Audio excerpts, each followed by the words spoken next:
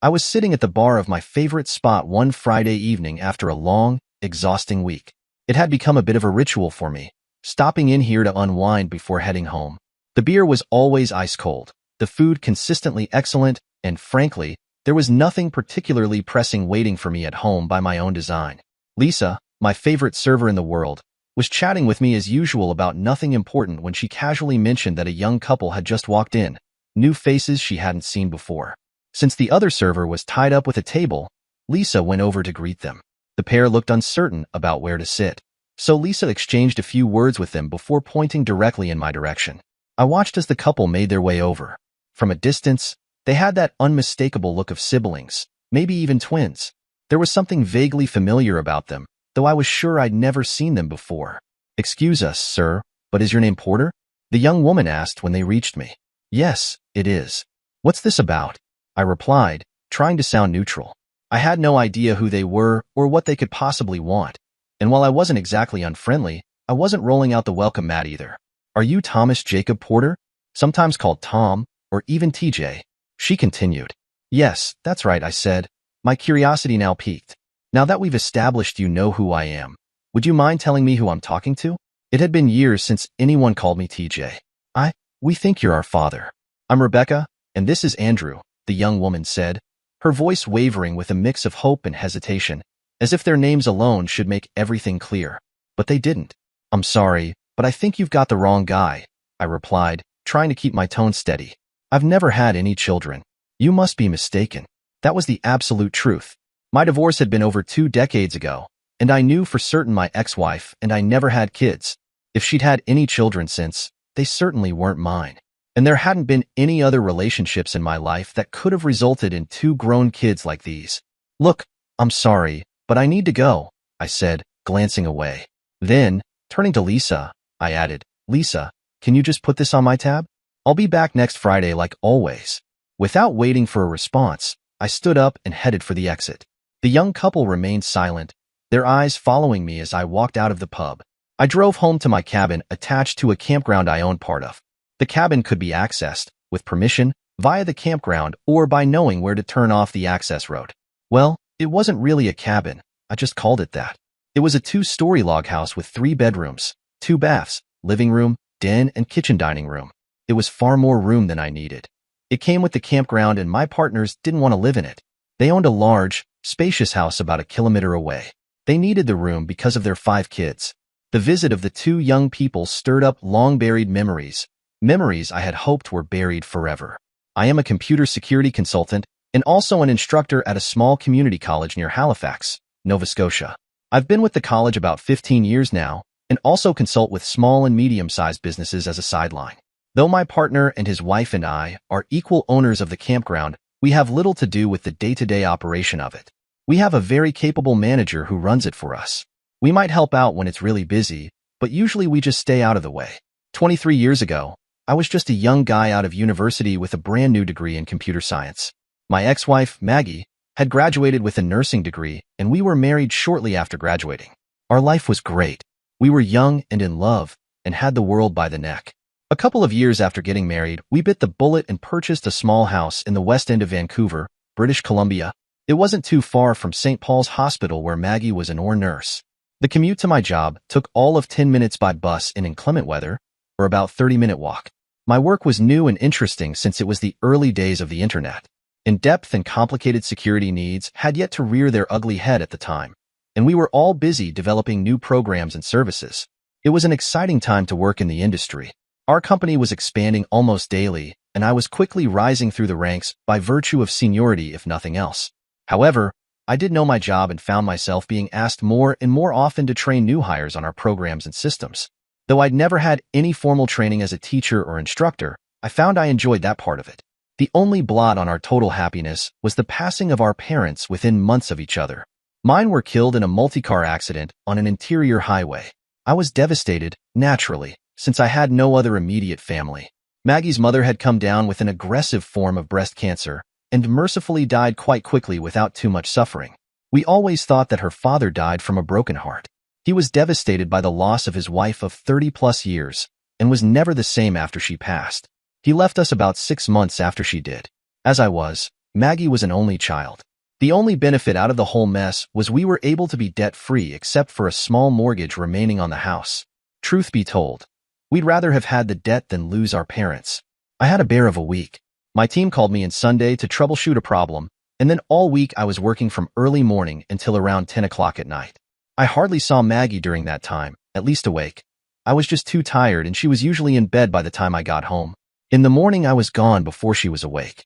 I'd get home, eat something or other and go to bed, get up early and the whole thing would start again. So it was on that fateful Friday. We'd been married about 3 years when that world and everything I valued came to an end. I came home from work late Friday evening, as I had all week, to find that Maggie had moved out. Everything, and I mean everything, that could have been considered hers was gone, including our car. Well, actually it was hers. I was never on title, and she owned it before we were married. To say I was frantic would be like saying the sun is hot. It was obvious that she'd been planning this. I never saw any hint of it coming. The hospital would only tell me she had taken a leave of absence, and they didn't know where she was. They wouldn't say when she'd be back. I searched all our favorite dining and watering holes, and called everyone we ever had any kind of relationship with. I waited the requisite 48 hours before filing a missing person report with the police. They didn't sound hopeful. I reluctantly went back to work the following Monday. Even my PA, Kathleen, or Kate, could see that I was just going through the motions. It was hell, not knowing where the love of my life was or why she had left. We had hardly ever had an argument in all the years we had known each other, and never a fight. It was a mystery that I wouldn't solve for many years. I determined, in my own mind, over the ensuing weeks that she had found someone else. I was heartbroken, but if it made Maggie happy, then I'd try to forget her and move on. My lawyer called me about 2 weeks later and told me he had some documents I had to sign. I had no idea what was coming when I walked into his office and was presented with divorce papers citing irreconcilable differences. On her lawyer's instructions, Maggie's location could and would not be revealed. Defeated, I signed before leaving my lawyer's office. He'd explained the various options open to me. I didn't like any of them. I did, however, get him to include a note asking her lawyer to pass on asking why she had left me. I never heard back, and a few months later I was single again. After a couple of months living in a fog, I sold the house. After paying off the mortgage, there was a good amount of money left. I put half of the proceeds in an account in Maggie's name and informed my lawyer, who of course knew who Maggie's lawyer was, that I had done so. She could access the money anytime she wanted. I still loved her, though I was devastated by what she had done. I didn't know for certain that she had someone new in her life, but if she did, it was better that I was out of it. After selling the house, I resigned from my job, with a vague plan of traveling for a while before settling down. Was I running away? You're damned right I was, hopefully into a new life without memories. It was a tearful goodbye with my loyal PA Kate. She and her husband were the only islands of sanity in my world. I told her, truthfully, that I didn't know where I was going. I made vague promises to let her know if I ever settled down.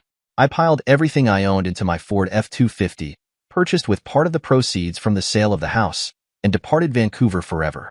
I haven't been back since. I virtually worked my way across Canada over the next 2 years. If I found a place I liked, I'd find some inexpensive accommodation and then find some work in the computer industry. Usually, it was retail sales and repairs.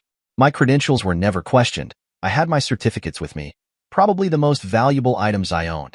I'd work for a few weeks or months then move on. Eventually, I ended up in Nova Scotia. After exploring the province, which is actually not all that large when you get down to it, I ended up in a small town that is virtually a suburb of Halifax. It was there I met my future partner and his wife. I had found work in a large computer store, and he had come in asking about setting up internet access for a campground. Since I was the most qualified of anyone on staff to discuss it, we ended up talking about it over a coffee. He came in quite a few more times to pick my brain. I finally told him that to save driving into Halifax every time he had a question, why not just call me at home since I lived out that way, or I could meet with him on weekends at the campground that was giving him so many problems. I made several visits to the campground over the following weeks. They were spending quite a bit of money on it to upgrade so it could be open all year round. Apparently, there was a good market for winter camping, and not many places to accommodate the demand. Since I had helped so much with the campground, Walter and Amber offered me a partnership. They were trying to raise enough money to finish their modernization project. I had the funds to invest and did so. In return, I received my partnership and use of the cabin attached to the grounds. Of course, I paid for all the utilities and improvements, but it was still pretty cheap living. Once I got established, I found I could make a better living as a consultant than just selling for a large store. About this time, computer viruses and their assorted cousins were becoming too common. I decided to learn everything I could about the security aspect of computing by taking online courses and night courses at a local college. Within a couple of years, I was a leading authority on internet security, at least in my small part of the planet. I kept my consulting business small enough that I could handle everything myself. I had a small, but dedicated, client base that I looked after very well. About this time, I was approached by the college about maybe running night classes for adults who wanted to learn about computers, just the basics for email, internet surfing, and the like. The pay wouldn't be much, classes would only buy about 3 hours a week anyway, and I could teach most of the stuff off the cuff. I took the gig and found that I was again enjoying the teaching aspects of the computer industry. I talked to the dean over coffee one day and suggested a formal curriculum with qualified teachers or instructors. If the program got started, he promised that I'd be grandfathered so that I wouldn't need a teaching certificate or master's degree. Eventually, they did start a program based on Microsoft Windows products. There were several different programs and certifications. I taught computer networking and security. I had found my niche. Over the years since I arrived in Halifax, I never had a serious relationship, nor did I want one. After what had happened with my marriage and Maggie just walking out, to say I was gun-shy would be a drastic understatement. I did have several short-term relationships, of course, but I think my partners could sense that these were going nowhere and most left after a short time. I couldn't and wouldn't blame them. Unknown to me while I was traveling and before getting settled in Nova Scotia, things were developing at a rapid pace back in Vancouver. Kate, my ex-PA, happened to come across a very pregnant Maggie in a department store not long after the divorce was final and a couple of months after I'd left Vancouver. She confronted her about leaving and virtually destroying me. Maggie had been pregnant with twins when she left me. I never knew. What transpired next I learned many years later. It seemed that someone had seen me having lunch with a beautiful woman one day and thought we were just too friendly. Whoever it was reported this to Maggie, who, instead of asking or talking to me about it, jumped to a natural and incorrect conclusion. My long days at work and short nights at home over that week had me, in her mind, having an affair. My ex-PA convinced Maggie to return with her to the office and she could check dates and luncheon engagements I'd had. Kate kept records of everything from the day she had been hired. They were able to pinpoint the lunch date in question. It turned out that the beautiful woman was the head of the marketing department. Yes, she was very beautiful and very married. We had a good working relationship and that's all it ever was. What had been reported to Maggie was a misunderstanding and a mistake.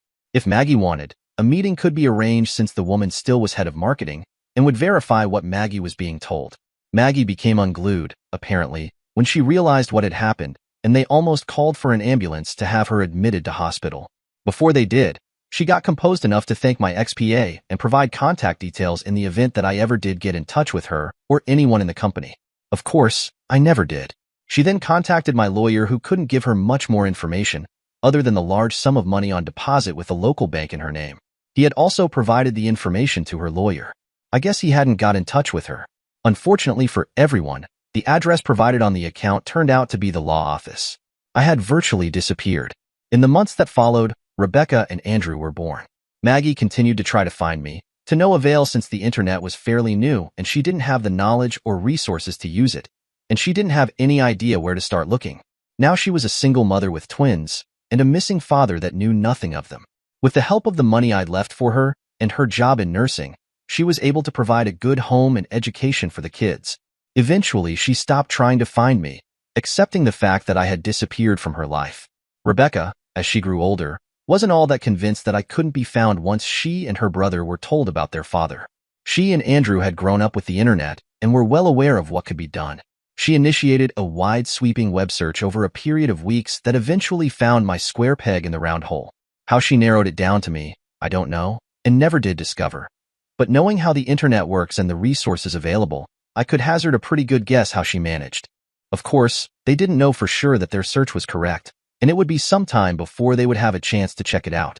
They never did tell their mom that their search had probably been successful since they didn't want to get her hopes up yet again. She had accepted that I had disappeared and hadn't discussed the situation with her children in years.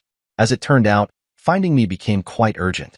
Andrew had developed a medical condition that could only be cured, if that's the word, by an organ transplant from, preferably, a male relative. In short, me. Rebecca was certain that she had found me living and working just outside Halifax. She was disappointed to find that there were absolutely no photos of me on the net, which may or may not have clinched it for her. She and Andrew made arrangements to fly to Halifax and track me down. Their excuse to Maggie was that they wanted to visit the East Coast since they'd never been there. That fateful Friday, they had missed me at the college by about an hour, but a helpful clerk told them about my stopping at the pub for supper on Fridays and had given them directions on how to get there. I still wasn't aware that I was a father and was blissfully unaware that the two had only begun to confirm that I was their father. The next morning, I received a phone call from Rebecca. "Mr. Porter, I'm really sorry to disturb you. My name, as I said yesterday, is Rebecca Porter. I'm almost positive you're my father. Look, Miss Porter, I've been divorced for over 20 years.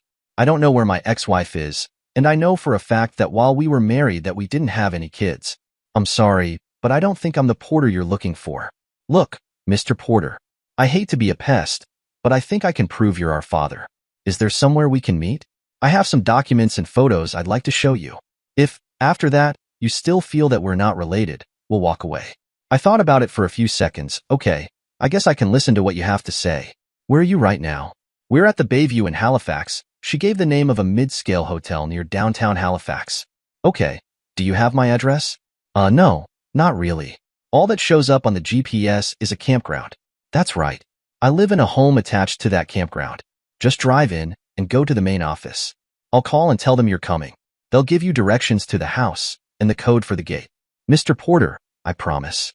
I think this will be worth your while. Thank you for agreeing to see us. I think it might take us some time. We don't know the area. I'll be here waiting. It's not that far. Thank you so much. You don't know what this means. We'll see you in a while." She ended the call and I called the office at the campground to advise them I was expecting visitors, probably in half an hour or so, and to give them the access code to the gate for the house. I decided to use the time I had to shower and clean up. Since it was Saturday, unless I had some kind of engagement, it was my habit to just hang out in my sweats, reading or watching TV. I was sitting on the deck sipping a coffee when the rental car pulled up in front of the house. I waved to the young couple and indicated that they could come up the outside stairs to join me, which they quickly did. Rebecca was dressed in shirt and jeans with comfortable-looking clogs. Andrew followed slowly behind as she came up the stairs, dressed in t-shirt and jeans. I mistook the slowness for lack of interest. Actually, it was because he was quite ill. "Mr. Porter, it's good to see you again. Thank you for seeing us. I know it's an intrusion." She was obviously the spokesman for the two of them.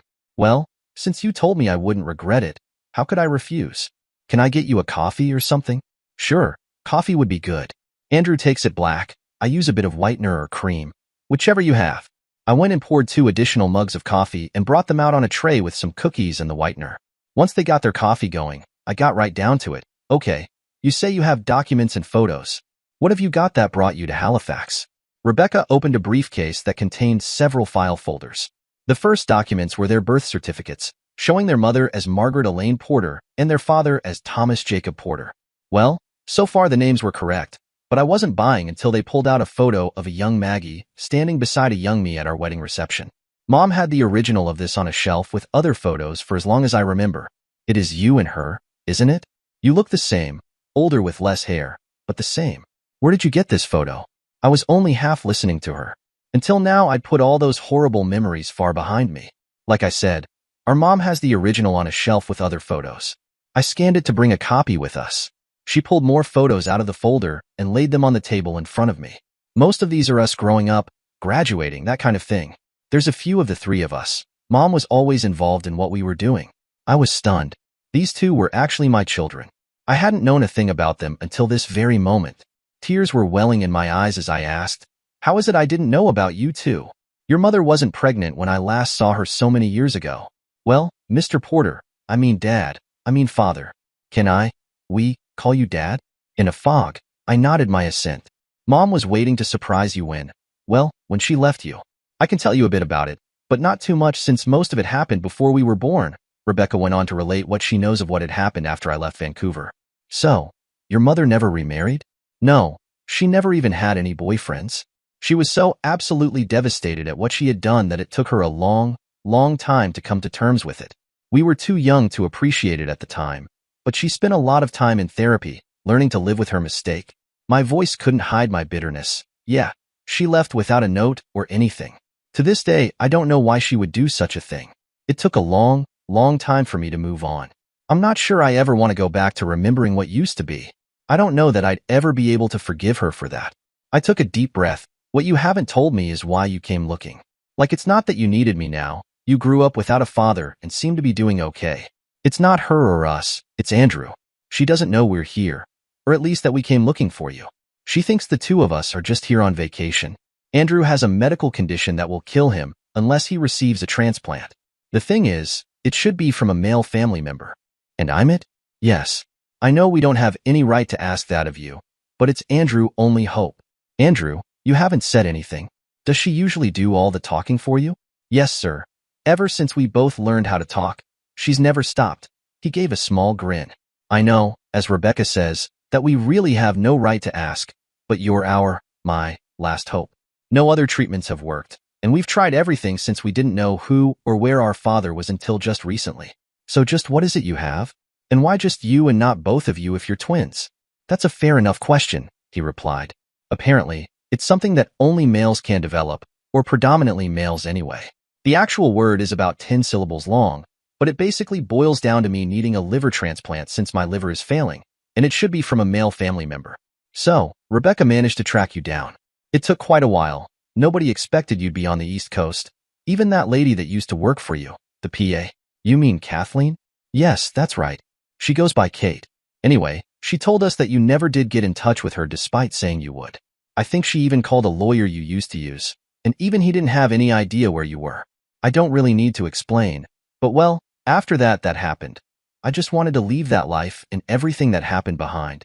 I'd succeeded fairly well, too, until yesterday when you two showed up.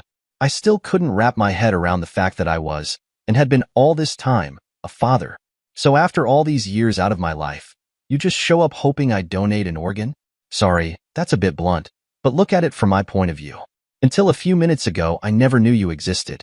Yes, I mean, we appreciate that. It's a lot to ask. Mom doesn't know why we've come here. She doesn't know we found you.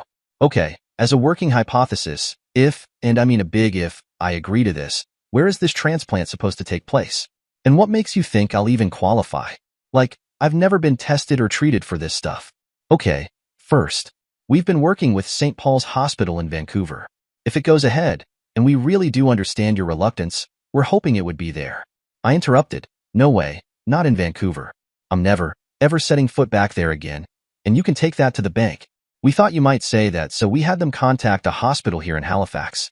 As for testing and treatment, since you're a related male, the only test required would be to confirm that, and that your liver function is adequate. Then it's just a matter of arranging hospital time and dates.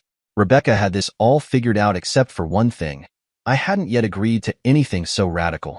It's not like someone my age just gives up part of a liver, or any other organ, just because we're asked. We sat in silence for quite a few minutes. Of course, my mind was swirling in 100 different directions. I wasn't all that sure that Andrew and Rebecca knew exactly what they were asking, or the implications as far as it related to my future well-being. I broke the silence. Look, this is a bit much to digest all at once. I'm going to need time to think this over. Of course, we understand, Dad. It's sudden and it's a big, huge favor to ask from someone we've just met and who doesn't know us. We'll leave you to sort it out. We'll be at the Bayview for a couple more days. Maybe do some sightseeing while we're here, since that's why Mom thinks we're here. She picked up their birth certificates and a few other documents, but left the photos. Maggie had been and still was a good-looking woman. She'd aged well, better than I had. I assured Andrew and Rebecca that I'd be in touch in the next day or so. I needed to talk this over with someone whose judgment I trusted and wouldn't be tainted by emotion. I found myself back at my favorite pub. Lisa was working, as was another server, but it wasn't all that busy. Tom, you're here on a Saturday? Are you okay? She joked. Well, sort of, I replied in a subdued tone. Lisa, I need to talk to someone I can trust. When do you get your break? You're not okay, are you? Why me? She asked. 'Cause I can trust you to be objective. You're a people person. I need someone I trust to listen and give me a pointer on how to handle this. Okay, Tom. I'll let the boss know I'm taking my break early. Why don't you go sit in that booth over there? She pointed to a quiet booth in the far corner, where we won't be interrupted. You've got me curious and worried now. Oh, it's nothing for you to worry about, honest. I just want, no need, your opinion. Okay, go sit down. I'll be there in a moment. She went in back to let the boss know her change of plans. Lisa is one of the few people I really trust. Her husband is in the Navy, but she made it well known to anybody who tried anything that she was a one-man woman. She wouldn't fool around on her husband during his long deployments. That was one of the reasons I valued her opinion. I had a respect for her that I had for very few people. She joined me in the booth, bringing coffees instead of the usual beer. I related the story as I knew it to that point, including the fact that Maggie didn't know the real reason the kids had traveled down here. So there you have it. I just want your opinion on being a donor. I'm torn between saying no since I don't know them from a hole in the wall to yes, because he's my own flesh and blood. I just don't know, Lisa. I just don't. Well, I don't know that I can give you a totally objective opinion. Simply put, I think of you as a friend. In all the years you've come in here, you've never put a move on me or tried to pick me up or anything. You're one of the few who treat me like a real person. But looking at it from your son's point of view, I can see why they're here. You're his last hope for a fairly normal life. So you think I should agree? I didn't say that. I just think that they've run out of choices. So, it's me or maybe a machine or even death. Is that what you mean? Exactly. What I think is that you should spend a few days with them before deciding. Go sightseeing. Show them around as if they're just visitors to the city, which they are. That will give you a chance to get to know them, to see if you even want to consider going ahead. The worst that could happen is that you get to see parts of the city again that you probably haven't seen for a while. God, I'm glad I came and talked to you. I hadn't thought of that at all, and they did mention doing some sightseeing. Thank you, Lisa. You are a true friend. You're more than welcome, Tom. Happy to help. Now, I've got to get back to work. Oh no, I'm sorry. I talked all through your dinner break. Not really. I usually just grab a coffee and put my feet up. I eat when I get home. Tom, I'm glad I could help, really. Now, go sightseeing. I'll call them in the morning. Thanks, Lisa. Good night. I left the pub feeling better than I had for quite a few hours. As Lisa had said, if nothing else, I'd get to visit my city again. I called the hotel early the next morning, hoping that Rebecca and Andrew hadn't already left on their adventures. I offered to show them around the various sites, and maybe visit a few places that most tourists didn't get to see. I called my boss at home saying it was a family emergency.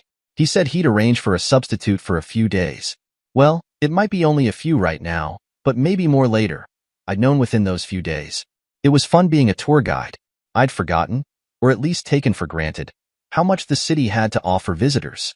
For 3 days, we were on the go from almost dawn to well after dusk. I found that Andrew tired easily, and our pace was more or less dictated by his ability to keep up. I know that in a few places, he was happy to have the wheelchair provided so Rebecca or I could push him around.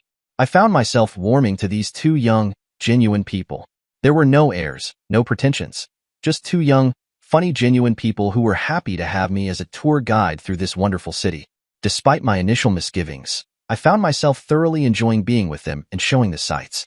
They frankly admitted that they knew virtually nothing about the east coast of Canada, other than the little information passed on in history and geography classes.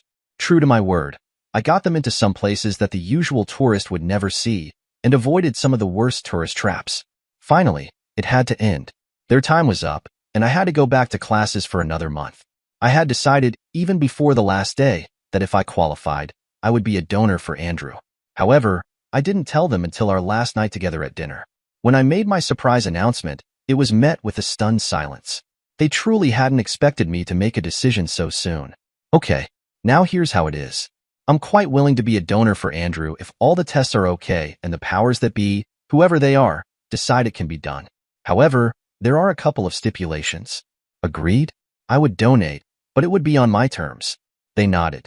So I continued. First, it's between the three of us, nobody else, including your mother. She is not to know where I am or what I'm doing. You'll probably have to tell her that I'm the donor, but that's all she needs to know. Second, it must take place in early July. That will give me most of the summer to recover. I don't have any idea what the time frame is, so you'll have to get the clinic to clue me in. Third, the first two conditions are non-negotiable. This is between the three of us and the hospital. Nobody, and I do mean nobody, else. Do we understand each other? 7 kinds of emotions danced across their faces before Rebecca came to my side of the table and gave me a huge hug. Andrew reached across and took my hand in both of his. They were too overcome to speak for a couple of minutes. Finally, Rebecca said, "Well, you know how to make a memorable evening. We can't even begin to thank you. We know you've thought a lot about it, so I won't ask if you really mean what you say. As for the rest, well, we'll work it out somehow. I'll call the clinic in Vancouver tomorrow so they can get the ball rolling here. Can I give them your work number as well as home? Sure, and I'll make sure you have my cell too. They can always get hold of me on it. We finished dinner and, since they had an early flight, we made an early night of it. I was both glad and sad to see them go, but knew I'd be talking to them often over the next few weeks. If everything went according to plan, I'd see them again in early July, about 6 weeks from now. I returned to my home and prepared for classes the next day. My students would be taking their certification exams over the next weeks, and I was certain there would be a lot of last-minute questions. At noon the next day, I was just starting my lunch break when my cell warbled an incoming call. It was the transplant clinic. Would I be available for initial screening on Friday? I set up a time and arranged for a substitute instructor to take my class for a couple of hours. Other than taking a lot of time, like hurry up and wait, the initial testing didn't amount to much, mostly taking numerous vials of blood and pissing in the bottle. If these were good, the next batch would be more thorough. I was able to arrange that any further testing would be done in late afternoon, so as not to be too disruptive for my students. I was also able to emphasize to the nurse, very young, very pretty, and very officious, that my students took precedence, especially since it was nearing year-end. Over the next few weeks, I gave more blood than a vampire, pissed in more bottles than I knew existed, and had more interviews than I thought necessary. In the end, I was deemed suitable, and now it was up to the hospital to schedule the surgeries. As I told Rebecca and Andrew, it had to be early July, so I would have the whole summer to recover. During all this time, I was getting constant phone calls, text messages, and emails from Andrew and Rebecca, filling me in on what was happening on the West Coast. Finally, I got word that the surgeries, since both Andrew and I had to be done at the same time, were scheduled for July 4th. They actually arranged for his surgeon to fly to Halifax to do the actual transplant. The next thing was accommodation. Andrew would be in hospital for at least a month, probably more, me anywhere up to a month, depending on how well and how fast I healed. I decided to offer my home to Rebecca since she would be coming in daily to support Andrew, and for that matter, me, post-surgery. She readily accepted, stating that she really hadn't looked forward to living in a hotel for that length of time, especially at the height of tourist season. I had the room, so why not? They arrived late on the afternoon of July 2nd, and were on their way to the hospital early the next afternoon. With some trepidation, I entered the hospital in the early evening. Andrew and Rebecca were already there, and waiting for me since his preparations took longer. They had told me early evening, so early evening it was when I showed up. They must have an express lane for organ donors, since as soon as I told the admitting desk why I was there, they couldn't do enough for me. I had my own personal escort to take me to my ward, where she sat with me until one of the nurses came in and told her they, meaning the medical staff, would take it from there. I wasn't allowed anything to eat or drink. However, I was allowed to suck on ice cubes for my dry throat. Eventually, I fell into a restless sleep. A nurse woke me up at some ungodly hour to prep me for surgery. Then the gas passer came in to tell me what to expect. The last person I saw before going into surgery was the actual surgeon. He explained, again, exactly what was going to happen and asked if I had any questions. When I asked why this stuff always takes place at the crack of dawn, he and the nurses laughed and I relaxed a bit. I would be fine. I have no idea what time it was when I regained consciousness. My side hurt abominably, and my throat felt dry and raw. It took a few moments to realize where I was, and why I was there. A nurse must have been either sitting with me, or very nearby, since she was there almost as soon as I awoke. "Mr. Porter, welcome back. The surgery went well, and you're both recovering. Andrew isn't awake yet. Can I get you anything?" I'm paraphrasing since I have no idea exactly what she said. Only the "went well" part took hold in my conscience. I must have gone back to sleep. The next time I awoke, it was dark. The same nurse must have been waiting for me to regain consciousness again, since she was there as soon as I opened my eyes. Now I realized why my throat felt dry and raw. There was a tube stuck down it.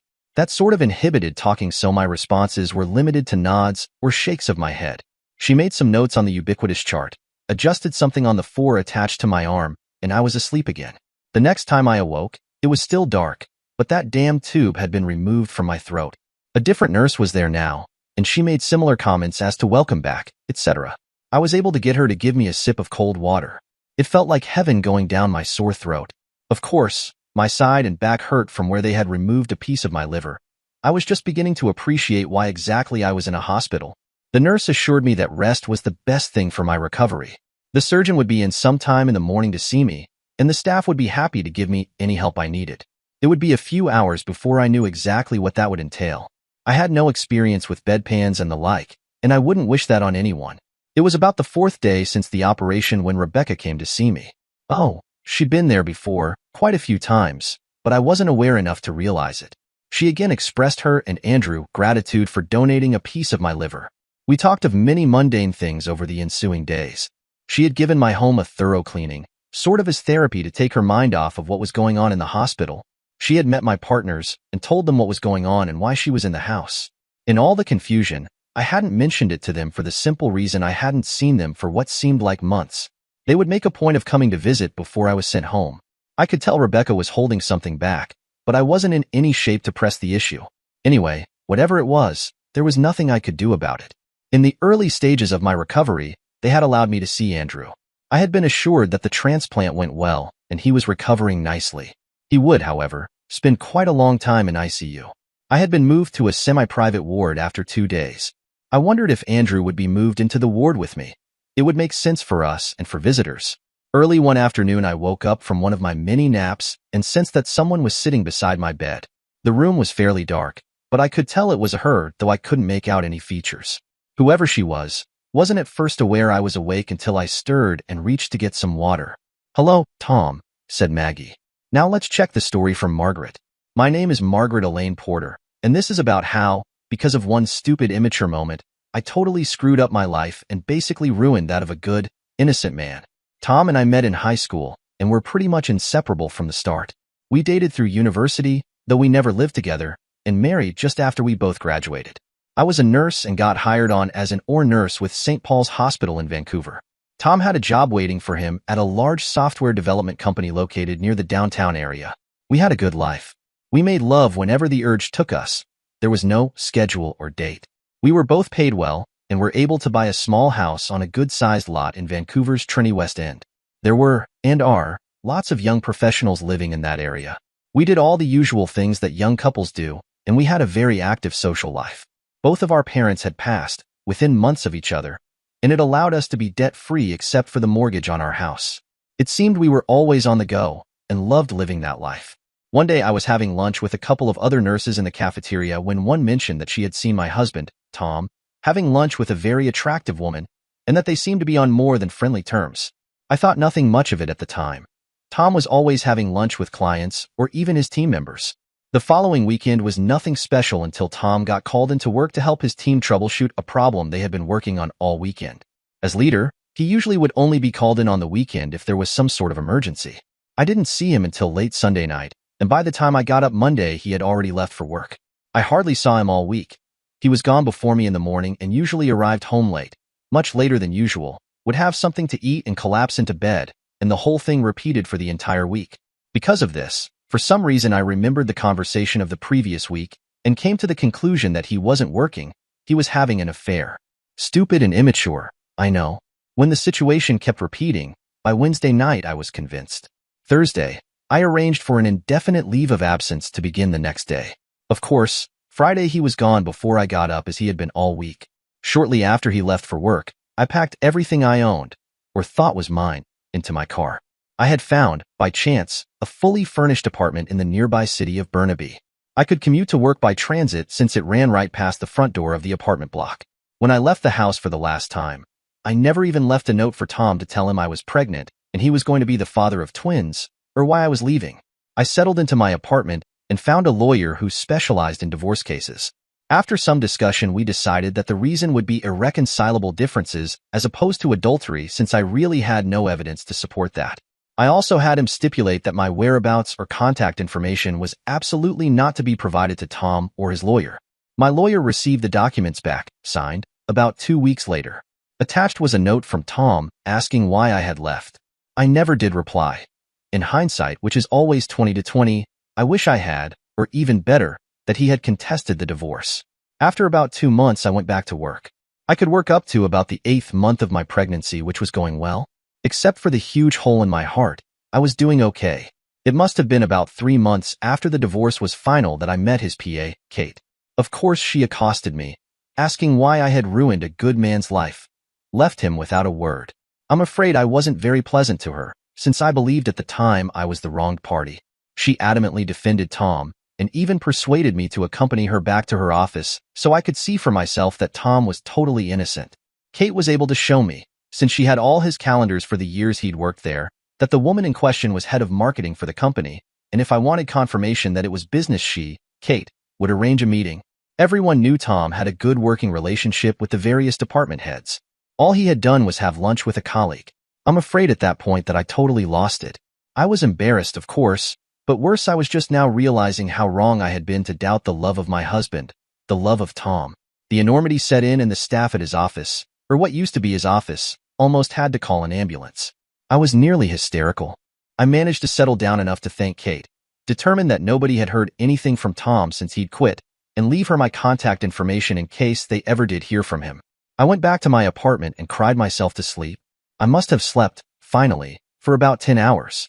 I called the lawyer that Tom had used for the divorce and arranged to meet him. He provided me information for a bank account that Tom had opened for me, along with an accounting of the sale of the house. The lawyer had no idea where Tom had gone and hadn't heard from him since the sale of the house. Tom had disappeared. Everything I tried came up empty. Nobody we knew or ever socialized with had heard a thing about him or from him since the day of the divorce or since he had left. I was on my own with 2 babies due in a couple of months, and it was nobody's fault but mine. After the kids were born, I went back to work. Because of the money Tom had left for me, we lived better than most single-parent families. Rebecca and Andrew grew up to be funny, smart young people. They always had good grades throughout school, and no parent was prouder when they walked across the stage to graduate from high school. They both had academic scholarships to university. It was about this time that Andrew became sick. When he finally got to see a specialist, the news wasn't good. He needed a liver transplant from a male donor who was also a family member. I could only think of one possibility, Tom, and nobody knew where he was. I wasn't aware that the kids had managed to find their father using the internet. I seldom used a computer, used to doing things the old-fashioned way like telephone and actually writing letters, snail mail as the kids call it. After they had graduated, they advised me that they were taking a vacation and flying to the East Coast since they had never seen it. Although I was somewhat surprised at their choice, I trust them and they made the arrangements. They left about the middle of May. They returned about 10 days later. I knew from their demeanor that something was going on, but for the life of me I couldn't figure out what it was. There were numerous hushed phone calls, late evening emailing, and the like. I could only surmise it had something to do with Andrew's illness. The fact that they were actually corresponding with Tom never occurred to me. Dumb, I know, but I didn't understand the power of the internet and how well my kids had adapted to it. Finally, the day came when they were to fly back to Halifax. That's when Rebecca broke down and told me everything about why they had gone to the East Coast, how they had found and met Tom, and how he had agreed to donate part of his liver to Andrew. That accounted for all the secret phone calls and emails. I was really pissed at the two of them for holding out on me until they told me of the conditions for the transplant. I was not to be informed, at least his whereabouts. Rebecca and Andrew had sat down one night and discussed it at some length. They decided since he was going east for major surgery, I had to be told, even though the one major condition for Tom agreeing to the transplant had been broken. They vowed to keep that betrayal from him. They flew to the East Coast the next morning. I was torn in 10 different directions. Should I leave things as they are since we had both gone on with our lives? Should I fly down? What would I say to Tom? Could I really expect him to forgive me after all these years? Did I even deserve to be forgiven? I thought and thought about it for 2 days, then decided that I would take some vacation time and fly down to Halifax, but I wouldn't tell Rebecca or Andrew until I actually arrived. I'd call Rebecca on her cell from the Halifax airport. I flew out to Halifax on the same flight as the kids, only 5 days later. Andrew had had his surgery and was improving daily. Rebecca didn't mention Tom. I called Rebecca as soon as I got off the plane while waiting for my baggage. Here it was the height of tourist season, and I hadn't even booked a hotel room. I hoped I'd be able to stay with Rebecca, at least for a few days. Rebecca was a bit upset when I called. It turns out she was living in Tom's house while he was in the hospital. Now I didn't know what to do. Rebecca did drive out and pick me up. We talked about it on the way back into Halifax and decided to go straight to the hospital. Accommodations could be sorted out later. First we went to see Andrew. He seemed to be doing quite well and said he felt a lot better. Weak but better. He made a few jokes about his condition. I knew he was on the mend. He hoped to be moved from the ICU in a couple of days. I didn't want to go, but Rebecca dragged me down to Tom's room before she returned to talk to Andrew. It was a 2-bed ward, but the second bed was empty. I looked down at the man I had wronged. He was just as I remembered him, though he'd lost some hair and was graying. Other than that, he was almost exactly like I remembered, and exactly who I had loved and wronged. He awoke, stirred, and reached for a water glass. I said, "Hello, Tom." It took me a few moments to realize that it was Maggie standing there. What was she doing here? How did she know? Rebecca and Andrew would have some explaining to do. As it was, I had no desire to interact with Maggie or talk to her at all. I pushed the call button for the nurse who came into the room almost instantly. Mr. Porter, are you okay? Do you need anything? Yes, I croaked. Get her out of here. I don't want any visitors. The nurse escorted Maggie out before she had a chance to say any more. That part of my life was over, and I had no desire to revisit it. Rebecca came into the room a short time later, after visiting Andrew. Dad, I'm sorry. We told her before we flew out here, but didn't know she was going to fly out as well. I didn't know until she called me from the airport. What does the phrase between the three of us mean to you? You and Andrew gave me your word. Looks to me like you can't be trusted. I managed to croak out. Dad, I hoped you wouldn't feel that way. Yes, we had to tell her. She would have figured it out anyway. She's an OR nurse, for God's sake. I honestly had no idea she would fly down here. Can we talk about this later? We have to find somewhere for her to stay. In my croaking voice I said, if I was feeling any better, you both would be looking. I'm really pissed and disappointed in you. When you give your word, it's supposed to mean something. It builds a trust. If you break your word, you break the trust. You're going to find life really hard if you can't keep your word. Now get out of here. I don't want to talk to you. I turned my head away so she couldn't see the hurt in my eyes. She left the ward, quietly crying. Eventually I went back to sleep. As the doctor said, rest was the best medicine. It was easy to get my body to rest. I was too sore to move much, but not so easy for my mind. I was really pissed at the two kids, well, young adults, I guess. But as much as I was upset, I felt that sometime I should hear from Maggie exactly why she left me without a word. I'd have to think about it for a while. I was far too tired and upset to think rationally. At Rebecca's suggestion and Walter and Amber's insistence after Rebecca asked them, Maggie moved into the third bedroom of Tom's home. She didn't have too many affordable choices. The room was pretty much bare except for a bed and nightstand. Obviously, it was used mostly for storage. Amber came over shortly after Maggie and Rebecca arrived from the hospital. She knew about Rebecca and Andrew, but nothing of Maggie, or even who she was. After meeting Maggie, Amber knew this situation was going to be, to say the least, awkward. She knew Tom was divorced, of course, but he had never discussed the matter. She knew he seemed content to live by himself and have a quiet, uneventful life. Over coffee, the three women discussed what should be done. It wouldn't be fair to ask Maggie to move, and there was little likelihood of her finding somewhere to stay for more than a night or two. After a lot of talking about the various alternatives, they decided that Maggie would stay there, at least for the time being, and nothing would be said to Tom. If she was still here when he was released from hospital, they would deal with that at that time. The following day, Rebecca and Maggie went to visit Andrew. They didn't want to take a chance of further aggravating Tom, so didn't go to his room, or even let him know they had been visiting. They were still with Andrew when Walter and Amber came to visit Tom. The next day, my partner and his wife showed up for a visit. They were busy helping at the campground. It was that time of year, and it was pretty much full every night. Walter said the usual platitudes and hoped I'd get well.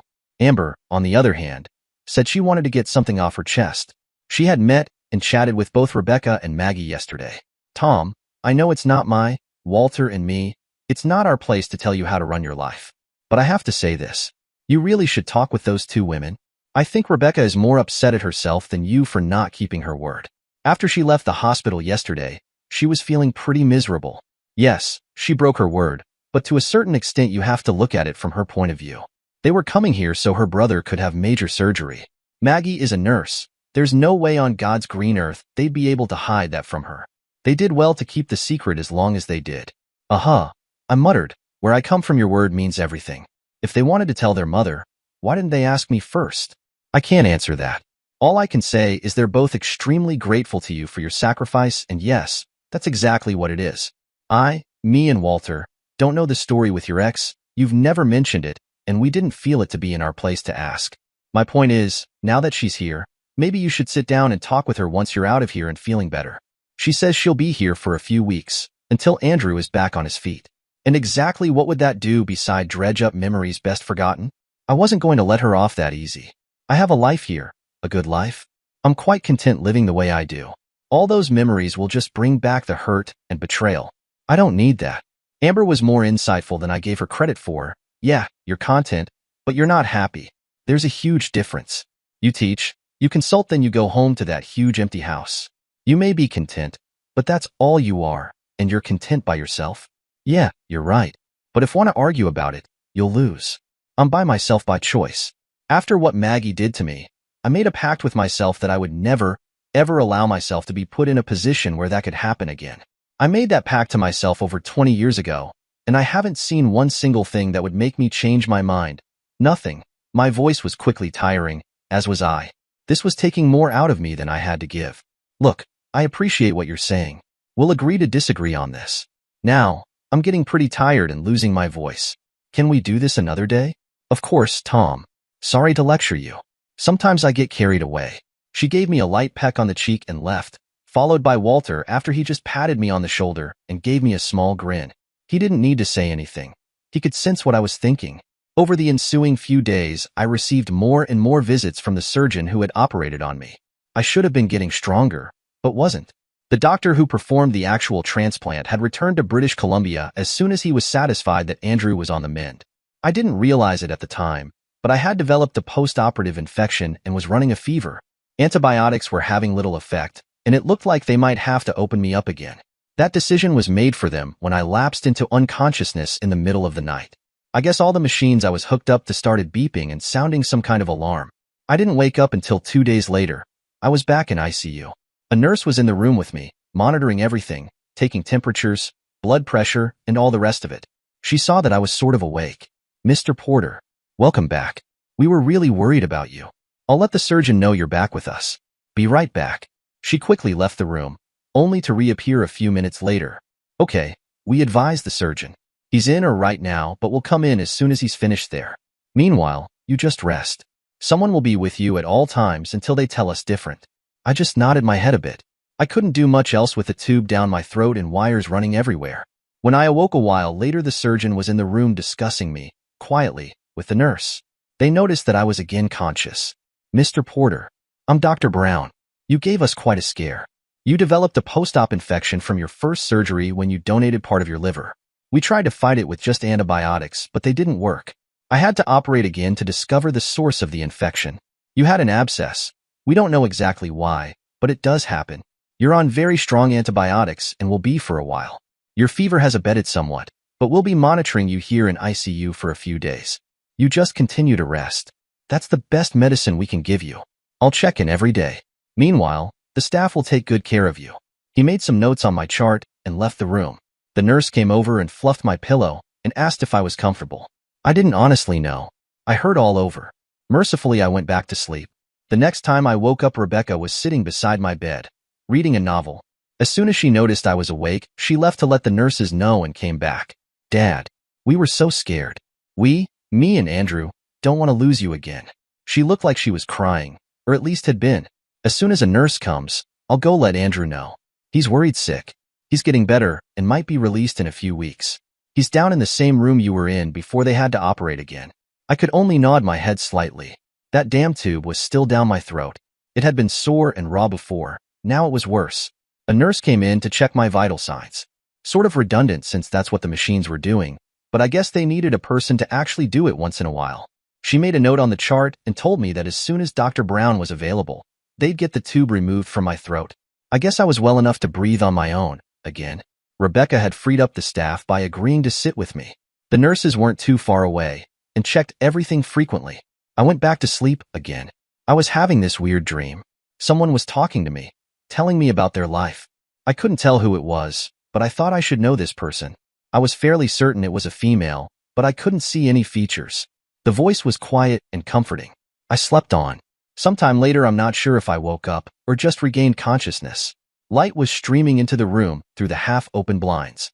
I could see someone standing there, looking out the window, but had no way of knowing who it was. To my eyes, it was just a silhouette. I ached all over, and my throat felt raw from that damn tube still in it. The machines surrounding me continued their monotonous beep, beep, beep. The silhouette turned and walked back toward my bed.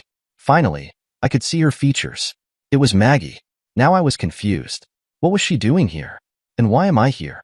And where is here, exactly? These thoughts came flooding through my mind as I tried to figure out what was going on. Gradually it came back. The transplant, the infection. But that didn't explain Maggie. She wasn't supposed to be here. As I found out later, Rebecca had agreed to sit with me for most of the day. Of course, she wanted to be with her brother who was apparently well on the mend. Maggie had agreed to sit with me during the late evening and early morning hours, usually from about 11 p.m. to 6 a.m. The reasoning was that I would probably be okay with Rebecca, but not with Maggie. The reasoning was correct. A few days after I was again removed from ICU and put in a semi-private ward, Rebecca came in to visit after having visited Andrew, who was in a ward across the hall from mine. He, too, was in a semi-private ward and, like me, had no roommates at the present time. Anyway, Rebecca came in with an envelope in her hand. "Dad. Hi. How are you feeling?" She did the normal platitudes. I was still a bit pissed at her and Andrew for breaking their word, at least without talking to me first. I had already talked to her about that and didn't want to bring up the subject again. "Hi, Rebecca. How's Andrew doing? He should be up and around soon." "No? He's doing good, Dad. He's up and walking a bit, and you should be too." "Yeah, I know. Probably tomorrow if Dr. Brown gives the go-ahead." I was curious about the envelope, but didn't ask. I didn't even know if it was for or about me. If it was, I'd find out soon enough. The answer to my unasked question arrived almost immediately. "Dad, I know you don't want to talk about Mom. Please, just hear me out. I already told you about what happened after you left Vancouver. I don't know the whole story, of course, since we weren't around then. Mom wrote you a letter, a long one, explaining what happened and why. Me and Andrew, ask is that you at least read it." With some trepidation, Rebecca handed me the envelope. I didn't open it. Time enough for that later. "So, your mother is still here?" "Yes, and before you ask, she's been staying with me at your house." I was almost ready to become unglued at the unwanted and, to my mind, unwarranted intrusion into my life when she quickly continued. "I talked it over with your partners since you weren't in any shape to talk to us. Me. Anyway, they suggested that she stay with me since you weren't there anyway. She's used the small third bedroom. We all know you won't like it, and believe me, we understand. But she had nowhere else to go. I was, as she had surmised, well and truly pissed at the whole bunch of them, my partners included. She could have gone back home to Vancouver, or better yet stayed there," I said. I tried, unsuccessfully, to keep the anger out of my voice. "Dad, that was the plan. As soon as Andrew was out of ICU and on the mend, she was going to go back to Vancouver. Then you got that infection. Dad, every night while you were in ICU, she sat with you. All night. I was there during the day, and she was with you every night. I know you probably don't remember, but she talked to you, and basically said everything that's in the letter. She was pleading, on the verge of bursting into tears. And I guess everything is supposed to be just hunky-dory and back to normal. I don't think so. Nobody expects that, Dad. Mom just wants you to hear from her what happened and why. That's all. She has no expectations. That's good, because I'm not even sure if I want to read her explanation. That happened a long time ago, and I have no interest in revisiting the past. If anything, I'd prefer it stay buried. Now, if you'll excuse me, I'm tired." I rolled over on my good side, summarily dismissing her. I could hear her crying as she left the ward and closed the door. I got the okay from Dr. Brown to start walking, at first up and down the hall of the wards, then I'd progress to the treadmill in the physiotherapy unit. I have to say that if this is what old age feels like, I want to die young. It took days before I could walk the length of the hallway unaided, and that was only a matter of 100 feet or so. My time on the treadmill was measured, at first in seconds, and later in minutes. It took weeks before I felt that I was walking at a somewhat normal pace. 2 days after Rebecca had dropped off the letter from Maggie, I finally got around to reading it. I didn't want to at first, since I sort of knew what was coming from my talks with Rebecca and Andrew, but I'd never, at least consciously, heard it from Maggie herself. Letter from Maggie to Tom. Dear Tom, now that I've found you, or at least Rebecca and Andrew have, I feel it my responsibility to tell you what happened and why over 20 years ago. This is not to excuse my actions. I wronged you totally. Everything that happened after I left you is my fault. I have lived with my guilt ever since that terrible time. This is what I did, and why. About a week before I left you, I was having lunch with a couple of fellow nurses. One of them mentioned that she had seen you having lunch with a beautiful woman, and that you appeared to be more than friendly. I didn't think anything of it at the time because you always told me you were having lunch with clients or colleagues. Anyway, the following Sunday you got called into work. Your team was having trouble with some code they were working on or something. You came home late and were gone the next morning before I was up. This repeated for the rest of the week. I never saw you. You came home after I'd gone to bed and were gone in the morning before I was awake. By Wednesday, I remembered the conversation with the other nurse. I convinced myself that you were having an affair. Thursday, I arranged for an immediate leave of absence and planned to leave the house, our house, after you had gone to work on the Friday, and that's what I did. Tom, I was so So wrong. I jumped to the conclusion that you were having an affair. With the hours you were putting in, I didn't see you at all that week. Instead of calling your office and talking to you, or waiting up until you got home, in my mind I'd already decided that I was leaving you to your new lover. Tom, if that's what made you happy, I was willing to get out of your life, totally. I didn't understand it since I thought we were happy, so much in love. I should never have doubted that. That's why I gave my lawyer instructions about not revealing my whereabouts. You didn't fight the divorce. I didn't answer the note you sent back with the divorce papers since you only asked why I had left and I assumed that you already knew. I don't know why, but if you had fought the divorce or I had answered your note, my mistake could have been corrected and our lives would have been totally different. I didn't want to tell you about the twins. If you weren't going to be their dad, you had no reason to know about them. Tom, it just tore me up. I was bitter for a long, long time. It wasn't until I ran across your PA, Kate, in a supermarket that I found out how wrong I was. She talked me into going back to your office and checking your appointment calendar. We determined that you were having lunch with the manager of marketing. I admit that she is a beautiful woman, but as I found out, she was very married and would not have thought of having an affair with you or anyone else. You were just having lunch with a colleague. Kate offered to let me talk to her, but by now I realized what I had done, how much I had wronged you. I still had a couple of months until the twins were born and did what I could to find you during that time. Tom, dear Tom, I was so wrong. You had disappeared and it was totally my fault. The children would not have a dad while they were growing up. I spent a long time in therapy, learning to live with my guilt. It's never left me, the guilt. I just learned how to accept that it will always be part of me and try to get on with my life. I kept our wedding portrait on the mantle of the house where I raised the twins. I know now that Rebecca made a copy and gave it to you. I have many others, of us or the twins or with me and the twins. Instead of having you, the man that I loved totally, all I had was a memory. I never, ever wanted to be in a situation where I could so grievously hurt someone else again, so I never remarried. Actually, I hardly ever dated in all these years. As much as I wounded you, I had also wounded myself, and I have never, not ever forgiven myself for what I did to you. I have always hoped that you were happy with your new life, wherever it was. You have met Rebecca and Andrew. They are two wonderful kids who managed to grow up without a dad. They asked about you, naturally, but I could only tell them what I had done. I didn't know until a few days ago where you were. If it hadn't been for Rebecca and her knowledge of computers and how to get information from the internet, I'm afraid that I would have died with the guilt I have, and you would never have known. I can't speak to the generosity you have shown Andrew. How does one describe giving back a chance for a normal life? You did that, Tom, without having had the joy of watching your children grow up, to be with them at their sporting events, to see them grow and mature into two wonderful, young adults. You weren't there for any of the highs and lows while they grew up. You weren't there, and it was all my fault, not yours. Dear Tom, I don't expect you to forgive me, although I hope beyond hope that at some time you'll at least not hate me. You don't and didn't deserve what I did to you. I do so much want to sit down and talk to you, to hear the voice I miss so much, to tell you in person how much you still mean to me. I understand if you don't want to talk with me, but I'm hoping you will. Love, Maggie. Phew, that was quite a letter. Yes, she accepted blame, but also revived a bunch of memories I had thought I had left far behind.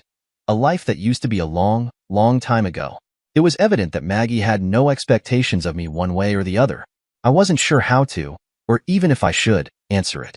Rebecca came in to see me later that day after I'd read the letter. She didn't mention it. Andrew was up and walking. Since his surgery was a lot more intensive than mine, I quickly passed his level of convalescence. He would be in the hospital for at least another 3 weeks. Me, maybe a week or week and a half. If Maggie was staying until Andrew was out of the hospital, my home could become a very interesting place to live. Or not. I began to explore alternatives. I didn't think I was ready, or even wanted, to face the situation awaiting me back at the campground. Salvation of a sort came from my partners. If I wanted, I could bunk at their place until Maggie and Rebecca were gone. They had a granny suite down in the basement that was mine to use as long as I wanted. This immediately solved 2 problems. Where Maggie would stay once I returned home, and the awkward situation that would have resulted if she stayed in the house. They arranged with Rebecca to bring some of my clothes over. I wouldn't need much since I wouldn't be doing much of anything except walking and going to physio at the hospital. I was released from the hospital a week later. I read and reread the letter many times over the next few days. I was also remembering that voice I thought I heard, either in my sleep or when I was unconscious. From what Rebecca had told me, the voice could only have been Maggie's since she had sat with me all night. every night while I was in ICU, and Rebecca did say that Maggie talked to me while she was there. Rebecca was a frequent visitor, and my partners began to treat her like an older daughter, in addition to the brood they already had. Andrew was healing and would soon be released from hospital. Then they would all return to Vancouver and I could have my house back. Rebecca sat down with me one afternoon to advise me of the proposed timeline, then said, "Dad, I know what you're going to say to this, but please hear me out. It's Mom. I'm worried about her. Now that she knows where you are, all the guilt she felt is coming back to the surface. I told you about her years in therapy, just so she could at least live with it. Dad, it's tearing her apart. She doesn't expect you to forgive her, but she doesn't want you to hate her either. Could you just talk to her before we go back home? Please." I don't, and didn't hate her. It took a long time for me to get over her, to accept that she was gone. Why would I want to revisit all of that? Maybe because you still care for her in your subconscious? Years ago, you would have been right. Now, I don't think so. She's just someone from my distant past, someone I used to know. The fact that she's your mother has nothing to do with it. Neither does the fact that I'm your father. I was never your dad. Dad, we know all that. It wasn't your fault, something Mom always said. What is past can't be undone, but maybe you could at least see if you want to start over. If nothing else, become a friend to her, to us. With you and Jamie, I plan to become part of your lives in any case, since I'm now part of Jamie, or he's part of me or something. But I'm not all that sure that I want to, or even should, revisit the past. I've built a good life here and have accepted that I'm by myself, and that's by my choice. I haven't seen or heard one thing from anyone that makes me want to change that. Yeah, but like Amber says, you're not happy. That's right, and you know something? That's not at all bad. I'm content with my life. I don't need excitement or any of the rest of it. Happy died a long time ago, the day your mother left me without explanation. I don't expect to see Happy again in my lifetime. Revisiting what used to be or could have been surely won't change that. What used to be or what could have been are meaningless, and there's nothing I can think of that would change my thinking on it. So you won't see her, talk to her? I thought about it for a few seconds, then said, "Tell you what, for you and Andrew, I'll meet with her for a few minutes. Don't read anything into it. I'm doing it for you too. After that, once I'm mobile, I'll just get on with my life here." She profusely thanked me and literally skipped out of the basement suite and to her rental car. She'd bring Maggie over the next day before my scheduled trip to physiotherapy. The next afternoon, just after I'd finished lunch, they drove up. The door was open since it was a nice day. I just waved them in when Rebecca knocked on the doorframe. Maggie looked almost the same as when I'd last really seen her so many years ago. I felt a little tug at my heart upon seeing her, but it soon went away. "Hello, Tom," she greeted me. "Thank you for agreeing to see me. It means a lot. You're looking good, a bit older, but the same as I remember." "Hello, Maggie. Come in and sit down." Rebecca made like she was going to leave, so I added, "You too, Rebecca. I want you here for this since you did all the arranging." "But Dad." "Stay. You don't have to talk, but you stay." She sat down like an obedient puppy. Maggie sat beside her on the sofa, and I took the recliner. "So what did you want to see me for, Maggie? To make sure I don't hate you? Hoping something will happen between us?" My voice was flat, not angry or upset or anything, just flat. "Tom, I just wanted to thank you for what you did for Andrew. And yes, I'm hoping you don't hate me. I don't expect anything, honestly, but I'm hoping you no longer hate me. Maggie, I never did hate you. It took me years to get over the hurt and betrayal I felt, and I have no desire to revisit all that. What I did for Andrew, well, it was the right thing to do. I plan on being part of Rebecca and Andrew's lives from now on, but between us I don't want or expect anything. We'll be acquaintances, but that's all. I've got a good life here. I'm content and don't need any more than I've got. I am glad, Tom. Really. What I did, well, you know how I feel. I wrote that letter from my heart. You would be justified in hating me, but I've hoped beyond hope that you don't ever since I found out that Rebecca and Andrew had found you. You say you don't and never did hate me. I really have no right to ask for more, and I won't. As for the kids, we welcome you to be part of their lives. You deserve that, at least. You're welcome to visit anytime you want. That won't happen, Maggie. I won't ever set foot in Vancouver or the Lower Mainland again. I told Rebecca and Andrew that, and I meant it. If Rebecca and Andrew want me to visit, either they come here or it's somewhere neutral. But it won't be in the Vancouver area, and that is not negotiable. I understand, Tom. I think I might feel the same way. But one last thing before we go. You should get hold of Kate, the woman that used to be your PA. She'd love to hear from you. She doesn't know you've been found, but I suspect either Rebecca or Andrew, or both, will be telling her. They got up from the sofa and headed toward the door. Rebecca came over and gave me a hug, tears running down her face. Dad, thanks for everything. We fly out in 2 days, then you can have your house back. If Andrew is up for it, I'll bring him over tomorrow. She walked out the door, followed by Margaret, who turned as if to say something. I feel Margaret's gaze on me, piercing and unflinching, just as it was all those years ago. But she's not the same either. She looks older, more lined, a little worn. I don't know what she sees in me anymore, but I know what I feel: anger, betrayal, a well of confusion that could drown me if I let it. I speak, my voice rougher than I intended, each word like ripping a scab open again. 20 years, Margaret. 20 years alone, without a reason, without a word from you. Do you know what that does to a person? My voice is thick, each word scraping against a rawness inside me. I've kept this pain buried for so long, layered over with resentment and the empty ache of abandonment. But now, looking at her, it all threatens to spill over.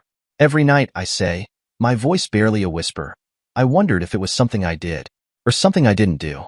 I waited, hoping you'd come back, or at least give me an answer. But there was nothing, just silence. I swallow hard, feeling the heat behind my eyes. You left me with a life half-lived, Margaret. Do you have any idea what it feels like to be haunted by someone who's still alive? She tries to speak, but I can't let her, not now. Not when the words have finally clawed their way out. I spent 20 years, I continue, trying to numb myself, to forget the love I still felt for you, even though it made no sense. I kept telling myself that one day I'd move on, but the truth is, I've been stuck in that same place. I'm hollow. I'm tired of reaching out to emptiness, hoping for warmth that never comes. I take a shaky breath, feeling my chest tighten with each word.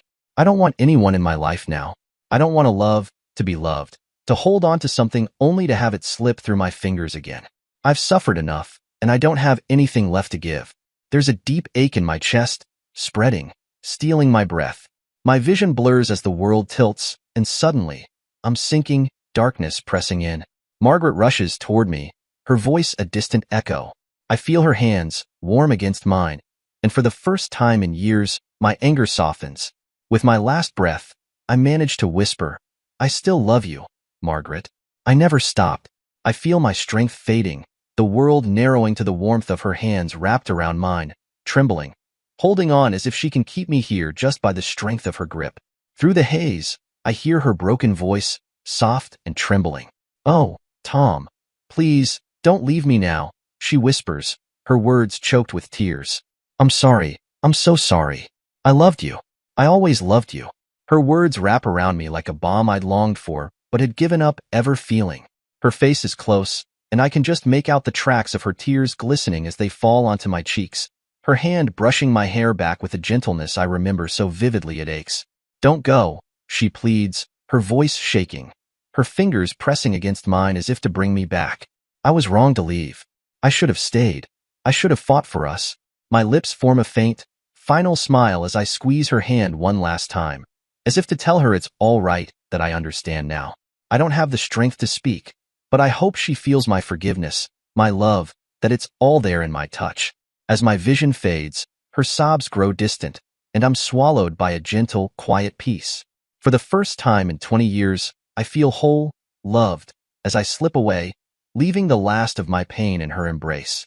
Margaret stands at Tom's grave, her fingers numb from clutching the bouquet of white lilies she brought for him, the ones he used to bring her back in the beginning, before everything fell apart, before she made the decision that tore them both in two. She gazes at the headstone, tracing his name with her eyes, feeling the weight of all the years, all the words that can never be said now, pressing down on her heart. She came back, all these years later, expecting anger, silence, maybe even hatred, but she never thought she'd find the man she fell in love with still inside him, buried under the pain. And in those last few hours together, she saw it. His love for her, undimmed, still there, and she felt the ache of every lost year fill her to breaking. Margaret swallows hard, feeling the ache rise again, bitter and relentless. She was the one who left, she reminds herself. She was the one who let her fear get in the way, who chose to run instead of fight. And when she finally returned, it was for something as desperate and practical as a liver for their son, never expecting that it would mean standing face to face with the man she had wronged, the man she had loved, even when she couldn't bear to admit it. And now, In a cruel twist, she has lost him all over again, this time forever. A new kind of emptiness gnaws at her, deeper than before, because now she knows what it could have been. She had him back, if only for a heartbeat, only to lose him again. Tears slipped down her face, falling onto the flowers she's placed at his grave. She kneels down, the earth cool beneath her, and she touches the stone, hoping somehow he can feel her there. "I loved you, Tom," she whispers, her voice breaking. "I always did. I thought I was protecting myself by leaving, by hiding, but it only left us both broken." She closes her eyes, remembering his last breath, the forgiveness in his eyes, the words she'll never forget. "I still love you, Margaret." Those words echo in her mind, both a balm and a wound, and she clings to them, feeling both the relief and the sting of his forgiveness. "I'll carry you with me," she says softly, brushing her fingertips against the cool stone as if it were his hand, as if she could feel his warmth one last time. "I'll carry your love and your forgiveness, and I'll try to forgive myself, too. I'm so sorry, Tom. I'm sorry for all the years we lost." With a final, lingering touch, Margaret rises, leaving the flowers at his grave, her heart raw and aching but a little lighter. She walks away, her steps slow, the weight of her grief tempered by the knowledge that he loved her until the very end. And now, with his forgiveness resting deep within her, she knows that somehow she'll find a way to carry on. Dear listeners, please share your thoughts in the comments section below and don't forget to like, share, and subscribe.